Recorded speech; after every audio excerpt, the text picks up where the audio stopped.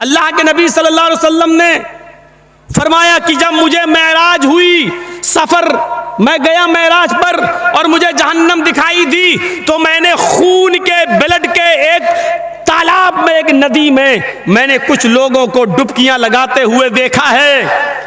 बदबूदार खून पी रहे हैं और उसी में तैर रहे हैं। वो निकलना चाहते हैं, फरिश्ता एक पत्थर मारता, जब वो किनारे पे आते वो फिर बीचों बीच में पहुंच जाते और उसी बदबूदार खून में पी रहे हैं, खा रहे हैं और उसी में हैं।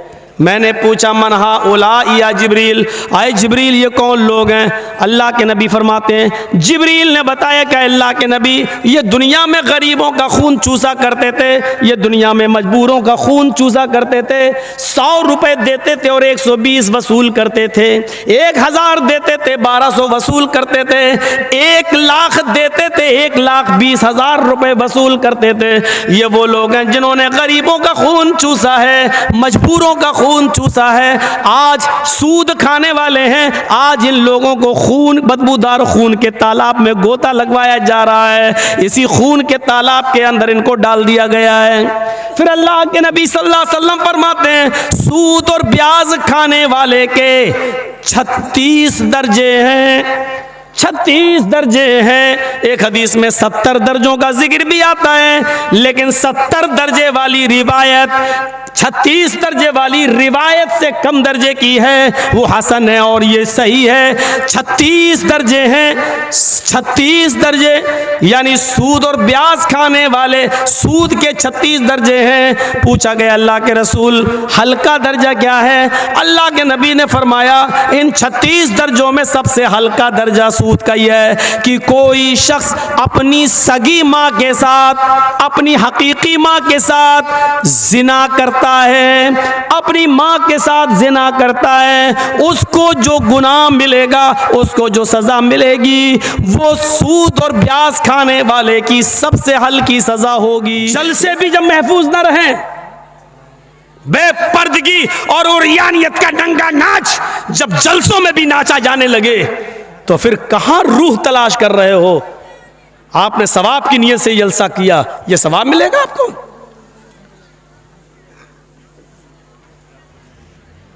मर्दों से आवाज नहीं आ रही है, देख रहे हैं आप, और औरतों की आवाज अभी भी यहां तक आ रही है, आ रही है ना? आप देख लीजिए, पता नहीं कौन मशवरा देता है इतना करीब इन औरतों को बिठाने का आपको। इनको तो 2 किलोमीटर दूर इंतजाम करना चाहिए इनका। ये तो साड़ी कितने की आई तेरी, कहां से ली तूने, चप्पल के, हाँ बिल्कुल मैच कर रही है। आज तो भाव मालूम हो गए होंगे साड़ी के और चप्पल के सबको। और कल वो जाएंगी मालदा और गाजोल के बाजार में, वो फला मेरी सहेली ले गई थी तुम्हारी दुकान से, वैसी दिखाओ हमें। ये जलसे का फायदा हुआ है। जलसे का फायदा ये नहीं हुआ कि आज फला मौलाना ने नमाज में ये बोला और फला ने ये बोला, आज हम वैसे करके दिखाएंगे, ये सदका करेंगे। ये फायदा नहीं हुआ। फायदा क्या हुआ? अपने भाइयों से जा जाके कहेंगी फला की बहन भी आई थी, बड़ी खूबसूरत है, हमने तेरे लिए देख ली। ये फायदा होता है जलसों में, ये फायदा होता है। इतना करीब इंतजाम, और औरतों की चोंचे तुम बंद करा दो, कभी नहीं हो सकता। अल्लाह के रसूल सल्लल्लाहु अलैहि वसल्लम जब सफर मेराज पे गए और आए और ईद का खुतबा दिया, ईद का खुतबा आपने मर्दों के बाद औरतों में दिया, तो औरतों में जो आपने ईद का खुतबा दिया वो आपने शुरुआत यहाँ से किया, माशरन निसाई तसद्दक़ना फ़इन्नी उरीतुकुन्ना अक्सरा अहलिन्नार क़ुलना व बिमा या रसूल अल्लाह। अल्लाह के नबी खुतबा जो शुरू कर रहे हैं औरतों का, तो उसमें आप ये कह रहे हैं, आए लेडीज, आए ख्वातीन, आए मोहम्मद रसूलुल्लाह पर ईमान लाने वालियों, सदका करो, ज्यादा से ज्यादा खैरात करो, अल्लाह की राह में दो। इन्नी उरीतुकुन्ना अक्सरा अहलिन्नार। जब मैं मेराज पे गया मुझे जहन्नम दिखाई दी, तो जहन्नम में सबसे ज्यादा जलती हुई मैंने औरतों को देखा है। औरतें जहन्नम में सबसे ज्यादा जल रही थी। कुल्ना वबिमा, सहाबियात ने कहा अल्लाह के रसूल बस इसके आगे हम कुछ नहीं सुनेंगे। आपने ये कह दिया औरतें सबसे ज़्यादा जहन्नम में जलती हुई मैंने देखी, वजह बता दीजिए, रीज़न बता दीजिए, हम उस पर अमल करेंगे ताकि जहन्नम में हमारी तादाद ज़्यादा ना हो।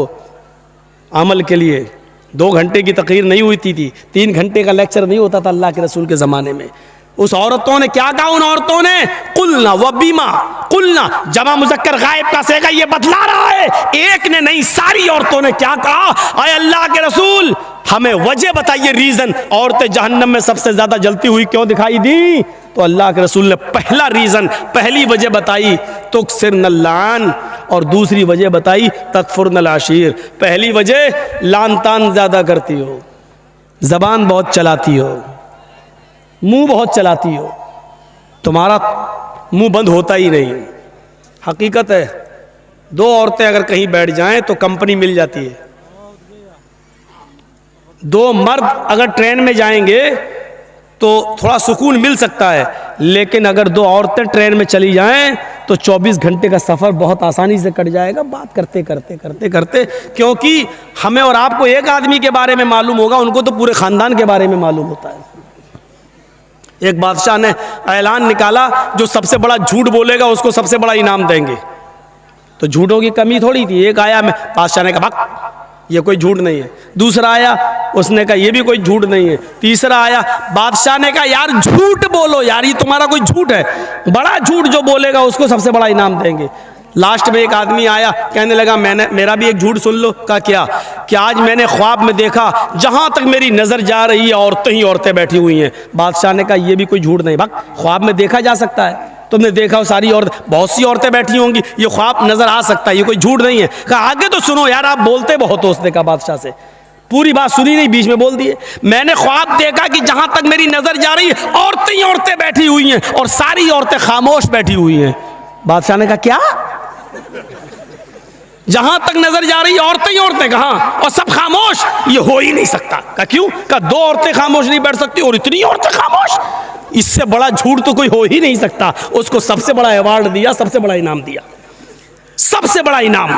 तो ये औरतों का एक रिकॉर्ड है, और इस रिकॉर्ड को अल्लाह के रसूल ने यही कहा तुक्सिरन लान, तुम लानो तान ज्यादा करती हो, एक दूसरे की बुराई ज्यादा करती हो, एक दूसरे की गीबतें ज्यादा करती हो, एक दूसरे की बुराइयों में लगी रहती हो। वह तकफुरन आशीर, और दूसरी तुम शौहरों की नाफरमानी बहुत करती हो, शौहरों की नाफरमानी। अब बताओ आदमी बेचारा क्या करे? मेरे साथ भी हादसा होता है। एक बार मेरी बीवी ने पूछा, मैं मायके जा रही हूं, चली जाऊं? पास में ही है। मैंने कहा ठीक है चली जाओ, कोई बात नहीं, बहुत दिनों से नहीं गई। हाँ तुम तो चाहते हो कि मैं चला जाऊं, चली जाऊं, तुम्हें तो अच्छा लगता है। मैंने कहा ला हौल वला कुव्वता इल्ला बिल्लाह। यार तुमने इजाज़त मांगी, मैंने दे दी। 1-2 महीने के बाद फिर कहने लगी कि मैं के चली जाऊं, थोड़ी अम्मी की तबीयत ख़राब है। मैंने कहा नहीं, अभी तुम्हें जाने की कोई ज़रूरत नहीं है, 2-4 दिन रुको, हम दोनों चलेंगे वो देखने के लिए। लो तो मैं तो आपके घर में क्या नौकर कैद होकर रहूं? हैं? मैं जब भी जाना चाहूं तो आप भेजेंगे नहीं? नहीं मैं तो, अब मैंने कहा कि ना जाओ तो कैद करके रख रहा हूं, और मैंने कह दिया चले जाओ तो क्या हो रहा है? लो तुम्हें तो कोई फिक्र ही नहीं, कितनी आसानी से कहती चले जाओ, इसका मतलब तुम्हें मेरी जरूरत ही नहीं। ये औरत इसीलिए का टेढ़ी पिछली से पैदा हुई है, सीधा करोगे तो टूट जाएगी लेकिन सीधी नहीं होगी। इसके नाज और नखरे को बर्दाश्त करना पड़ेगा। एक सहाबी का वाक़या बताऊं, हजरत उनकी बीवी से उनको बड़ी परेशानी थी, तो वो अपनी शिकायत लेकर अल्लाह के हजरत उमर के पास गए कि हजरत उमर को कहूँगा तो हजरत उमर डांटेंगे, मेरी बीवी को सही हो जाएगी। तो वो घर पे गए और दरवाजे को दस्तक दी, उधर से आवाज़ आई अंदर से, बाहर बैठो मैं अभी आ रहा हूँ। और देखा कि अंदर शोर हो रहा है, तो इसने कान लगाया सहाबी ने हज़रत उमर फ़ारूक के दरवाजे पर, तो क्या सुनता है कि उमर फ़ारूक की बीवी उमर फ़ारूक पर बरस रही हैं, ये वो तुम्हें होश नहीं, ये नहीं, ठिकाना नहीं, सब्जी कैसे आएगी, खाना कैसे। और हज़रत उमर जी जी जी करते चले आ रहे, जी ट्रेन आ जाएगा जी जी। अब वो कहने लगा लो ये क्या मेरा इलाज करेंगे, ये तो खुद ही इस बीमारी में मुब्तला हैं। वो चल दिया, वहाँ से वो चल दिया। थोड़ी देर में हज़रत उमर निकले, उसको जाता हुआ देखा, ए हज़रत इधर आओ, इधर। वो कहता क्या, इधर आओ जी। अरे तुम किसी काम से आए थे और बगैर काम के चले जा रहे हो, आओ क्या बात है? कहा नहीं कोई काम नहीं है। अरे कोई काम नहीं है क्या मतलब? कहा मैंने काम से आए हो, फिर कह रहे हो कोई काम नहीं है। कहा नहीं अमीरुल मोमिनीन, जिस काम से आया था वो आपके बस का नहीं है। कहा क्या मतलब, कहना क्या चाहते हो? कहा अमीरुल मोमिनीन, मैं अपनी बीवी से बहुत परेशान था और हूं और अभी तक हूं, तो मैं आया था कि आपको अपनी बीवी की परेशानियां बताऊं, गिनाऊं तकलीफें कितनी देती है, तो आप हमारे बीवी को डांट देंगे। यहां आया तो देख रहा हूं आप ही की बीवी आपको डांट रही है, आप अपनी बीवी को नहीं समझा पा रहे तो मेरी बीवी को क्या समझा पाएंगे? तो हजरत उमर फारूक ने कहा बैठो इधर और सुनो। कहा क्या? तुम्हारे घर खाना कौन बनाता है? कहा मेरी बीवी। कहा खाना बनाना उसका हक नहीं है शरीयत में है? बताऊं कि ना बताऊं? अगर कह दूंगा तो डर लग रहा कल से ये आप घर की औरतें कहीं ऐसा ना हो कि चढ़ बैठे। हजरत उमर फारूक ने कहा ये खाना बनाना औरत का हक नहीं है शरीयत में, नान नफका आपकी जिम्मेदारी है। जब निकाह होता है तो उसमें मेहर मुतय्यन किया जाता है, लिखा जाता है इतना इतना मेहर अलावा नान नफका, यानी पकी हुई रोटी पका हुआ खाना खिलाना ये आपकी जिम्मेदारी है। लेकिन अल्लाह ने मेरी बीवी के दिलों में इतनी मोहब्बत डाल दी है कि वो घरों में बावर्चन बन जाती है, हमारे लिए खाना बना देती है। अच्छा ये बताओ तुम्हारे बच्चों की पेशाब और पायखाने को कौन साफ करता है? कहा मेरी बीवी। कहा ये भी उसकी जिम्मेदारी नहीं है, बच्चा आपका है। बेटा बेटी जो है वो बाप का कहलाता है, बच्चा पैदा हो जाने के बाद वो बाप का है। ये बाप की जिम्मेदारी है पेशाब और पायखाना करे तो साफ करे, लेकिन वो हमारे लिए बेचारी इस लेवल पे आ जाती है, हमारे बच्चों के लिए वो आया बन जाती है और वो उसका पेशाब और पायखाना भी साफ कर देती है। एक एक चीज गिनाते गए, एक एक चीज गिनाते गए। कहा जब ये सारी चीजें हमारी औरतें हमारे लिए और हमारे बच्चों के लिए कर देती हैं, तो क्या हमारा ये हक नहीं है कि उनकी थोड़ी सी डांट सुन लें, उनकी जायज बात भी सुन लें? घर चलाना है तो उनकी थोड़ी बहुत डांट भी सुनो, चले जाओ। और आइंदा ऐसा मत करना। क्या तुमने अल्लाह के रसूल का यह फरमान नहीं सुना कि बीवी औरत जो है वो आदम की पिसली से पैदा हुई है और पिसली टेढ़ी होती है, उसको सीधा करने की कोशिश करोगे तो वो टूट जाएगी लेकिन सीधी नहीं होगी। औरत को सीधा करने की कोशिश करोगे तो तलाक ले लेगी या हो जाएगी, लेकिन वो बिल्कुल सुधरेगी नहीं। इसलिए थोड़ा बहुत उसकी कजी और कभी को तुम्हें बर्दाश्त करना पड़ेगा। जी आप सही कह रहे हैं। बेचारा चला गया। मेरी माँ बहनों हाथ जोड़ के अब विनती कर रहा हूँ, ऐसा ना हो कि कल तुम ये कहने लगो अब खाना तुम बनाओ, मौलाना साहब ने कह दिया, ये हमारी जिम्मेदारी नहीं है। ऐसा ना हो। बहुत कम जगहों पर हम ये बयान करते ही नहीं है, क्योंकि आजकल औरतें गलत इस्तेमाल भी ले लेती है ना। एक बार मैंने किसी जलसे में कह दिया था कि अगर किसी का शौहर अपनी बीवी को पूरा खर्चा नहीं देता बीवी बच्चों का, तो बीवी अपने शौहर की जेब से या अलमारी में से उतना पैसा ले सकती है, उसको बताए बगैर, जिसको चोरी नहीं कहा जा सकता है, बताए बगैर ले सकती है, जितने में उसका और उसका खर्चा चल जाए। ये जैसे ही मैंने जिस तकरीर में मैंने कहा, दूसरे दिन मेरी जेब से 5,000 रुपये गायब हो गए। उस दिन से बयान करना छोड़ दिया। ये तो नाजायज़ इस्तेमाल करती है। फिर इतनी इजाज़त दे दो 100-200 रुपये की, तो इनका 100-200 रुपये में कुछ होता ही नहीं है, 5,000। फिर ये होता है कि मौलाना ने कहा तो था ले सकते, तुम देते नहीं हो इसलिए हमने ले लिया। अरे अल्लाह के बंदी, मैंने तो ये कहा है कि जितने में तेरे घर का बच्चों का गुजर बसर चल जाए उतना।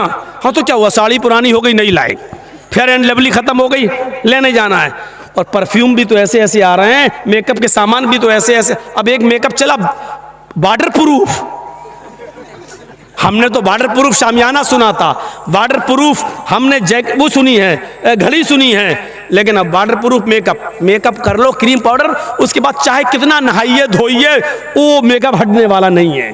पानी वो वाटर प्रूफ मेकअप भी अब चलने लगे, और ये चलाना पड़ रहा है, क्योंकि बंदरियां भी मेकअप कर लेती थी, और जब उनका चेहरा धुलता था तो आड़ी टेढ़ी की तिरछी निकलती थी, तो उनके बच्चे भी नहीं पहचान पाते थे। इसलिए जरूरत पड़ी ऐसे मेकअप की जो टिका रहे उनके चेहरे पर, इसलिए वो मेकअप बनाना पड़ा। अब वो बेचारी 80 साल की बुढ़ियाँ भी लगा लेती है, तो ऐसा लगता है कि हाँ ये 25-30 साल की जा रही है, 25-30 साल की। एक सही वाकया है, मैं बतला रहा हूँ, भोपाल का सही वाकया है। बेचारी एक 70-75-80 साल की बुढ़ी, और उसने नकाब पहन लिया, खूबसूरत बूट वाला, फूलों से चढ़ा हुआ, और वो नकाब लगा के जा रही थी, चेहरा उसका छिपा हुआ था, खूबसूरत बुर्का। अब वो जा रही है तो 18-20 साल का लड़का उसके पीछे लग गया, ये सोचकर कि बुर्का इतना अच्छा है तो बुर्के वाली कितनी अच्छी होगी, नकाब इतना अच्छा है तो नकाब वाली कैसी होगी। अच्छा, वो धीरे धीरे चल रही थी अपनी उम्र के हिसाब से, ये समझ रहा था मुझे लाइन मार रहे हैं, लिफ्ट दे रही है, धीरे धीरे चल रही है, मतलब सेटिंग हो जाएगी, तो वो धीरे धीरे चल रही। ये बेचारा समझ, थोड़ी दूर जाने के बाद उसने अपना नकाब उठाया और तुतलाते हुए बोला, बेटा तू मेरा पीछा क्यों कर रहा है, मैं तो तेरी अम्मा की उम्र की हूँ। इसने कहा, कमबख्त मेरी तो 1 घंटे की मेहनत ही बेकार चली गई है।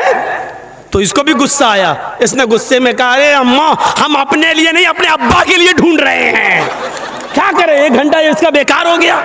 ये सही वाकया मैं आपको बतला रहा हूँ। और जिस लड़के ने ऐसा किया वो हमें आके बता रहा था कि भाई मौलाना अब तो दोस्ती हो गई है, बताना पड़ रहा, बता दिया, लेकिन जलसे में बयान मत करना। मैंने कहा जलसे में तो बयान करूंगा लेकिन तेरा नाम नहीं बताऊंगा।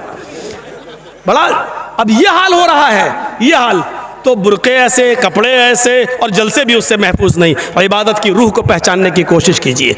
या अय्युहल्लज़ीना आमनू तक़ुल्लाह हक़्क़ तुक़ातिह, इबादत की रूह क्या, तक़वा। और अल्लाह ने क्या कहा, आई ईमानो वालो तुम अल्लाह से डरो जैसा कि उससे डरने का हक है।